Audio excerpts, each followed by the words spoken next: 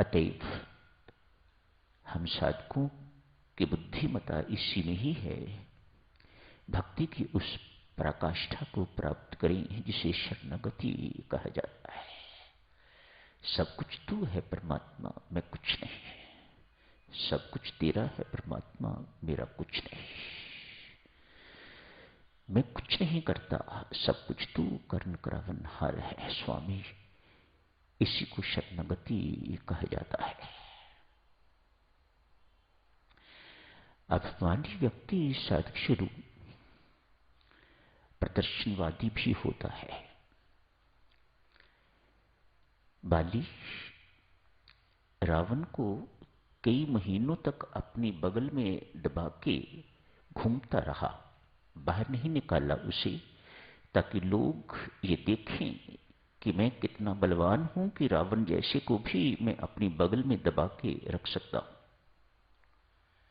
जो अभिमानी होगा देवी, उसमें प्रदर्शन ना हो ये कभी हो नहीं सकता। ये अभिमान कहां कहां हमें मारता है,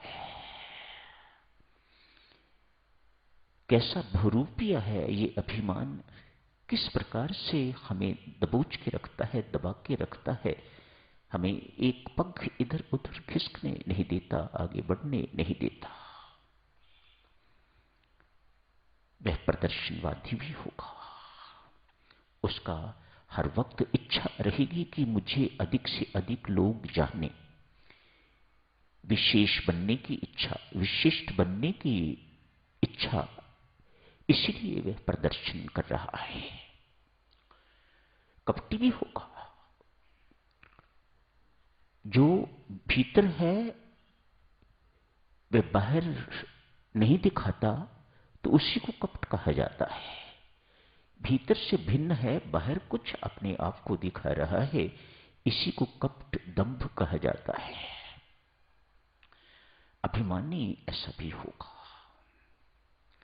दुकान पर बैठे तो दुकानदार, यहां पर आए तो महाभक्त। ये कपट, ये अभिमान समझिएगा किसी न किसी ढंग से हमें दबोचे हुए है, वह अपना काम कर रहा है। हम यहां मात्र आने से अभिमान से शून्य या रहित नहीं हो जाते। बहुत कुछ करना पड़ता है, साधक जनों बड़े प्रयत्न करने पड़ते हैं, परमात्मा के आगे गिड़गिड़ाना पड़ता है, नित्य प्रार्थनाएं करनी पड़ती हैं, प्रार्थना नहीं प्रार्थनाएं करनी पड़ती हैं। मुझे अपना स्वीकार कर ले। किसी पर रहमत करके, किसी पर कृपा करके यदि परमात्मा उसे स्वीकार कर लेता है तो फिर वही बेटा निरअभिमानी हो सकेगा, दूसरा कोई नहीं। ये कपट, ये दंभ, ये सब चीजें बनी रहेंगी। अभिमानी की वाणी और व्यवहार में नम्रता नहीं हो सकती, छल हो सकता है। वह नम्र है नहीं, लेकिन अपने आप को नम्र दिखा रहा है। ये अभिमान मेरी माता और सज्जनों किस किस प्रकार से हमें रगड़ता है। कुछ देर के लिए आप ये छल दूसरों के साथ कर सकोगे, लेकिन एक ना एक दिन असलियत, वास्तविकता प्रकट होकर रहेगी। आप मिस्टर वो हो नहीं जो आप अपने आप को दिखा रहे हो। उनके शब्दों में, उनकी वाणी में कंट्रोल नहीं होता।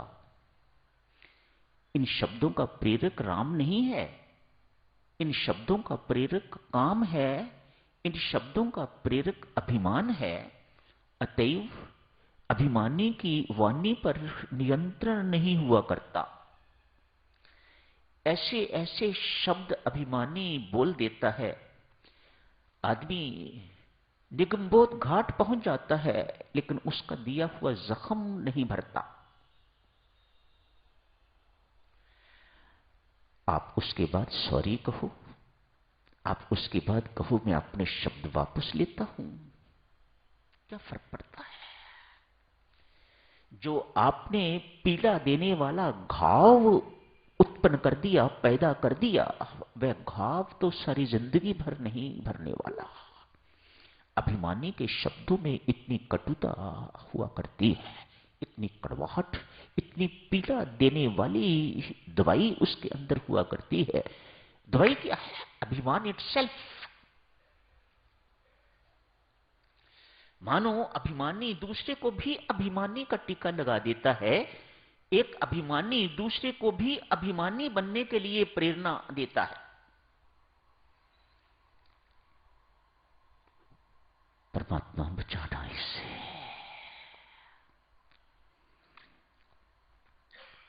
कितनी सारी बातें साधकजनों इस अभिमान के साथ जुड़ी हैं।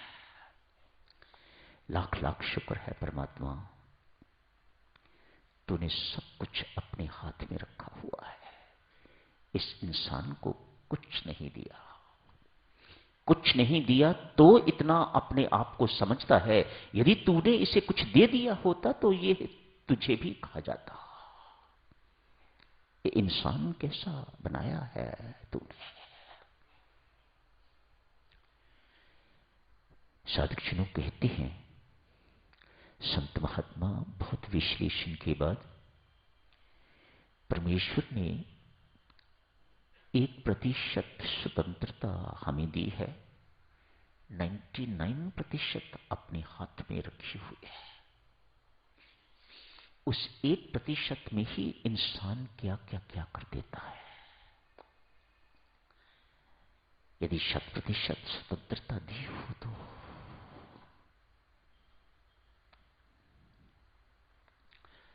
सफलता असफलता परमेश्वर ने अपने हाथ रखी हुई है। दोनों एक से संघर्ष करने वाले, दोनों एक से मेहनत करने वाले यदि दो हैं तो एक जीतेगा, एक हारेगा। जीतेगा कौन, हारेगा कौन, ये फैसला परमात्मा ने अपने हाथ में रखा हुआ है। इसका कंट्रोल परमात्मा ने अपने हाथ में रखा हुआ है। इंसान को नहीं दिया, संसार को नहीं दिया, तो संघर्ष कर। जो मैंने करना है वह मैं करके रहूंगा। मैं तो इसमें भी परमात्मा की बहुत रहमत मानता हूं। तेरा लाख लाख शुक्र है परमात्मा, ये तूने अपने ही हाथ में रखा है। हम माने न माने, अभिमान के कारण वह हमारी बुद्धि है, लेकिन सत्य तो एक है। आखिर साधक सुनो, परमेश्वर अन्यायी तो नहीं है, अत्याचारी भी नहीं है। उसकी करनी में कोई त्रुटि, पक्षपात इत्यादि भी नहीं है। इन बातों को वही जान सकेगा जिसने साधना करके तो ऐसी स्तर को प्राप्त कर लिया हुआ है जो सही बात को, जो परमात्मा के अंदर की बात है, उसे जान सके, समझ सके। हर एक तो नहीं। क्यों आपको सफलता देता है, क्यों इनको हरा देता है, ऐसे नहीं है बिना वजह। दोनों दंगल में कुश्ती कर रहे हैं, बिल्कुल एक तरह के ताकतवर। आपने कल रात देखा, किसी तरफ से कोई कसर नहीं थी, लेकिन हुआ तो वही जो राम चाहता है। क्यों ऐसा चाहता है साधक जनों? बड़ी सुंदर उदाहरण के साथ कल करेंगे चर्चा इसकी। आज यही समाप्त करने की इजाजत दीजिएगा। कभी भूल से भी ऐसी भूल ना हो। परमात्मा तेरी करनी में, तेरी सोच में, तेरी वाणी में किसी प्रकार की कोई त्रुटि है, गलती है, अन्याय है ना। यही समझना, यदि मेरी बुद्धि ऐसी सोच रही है तो अभी साधना की और आवश्यकता है।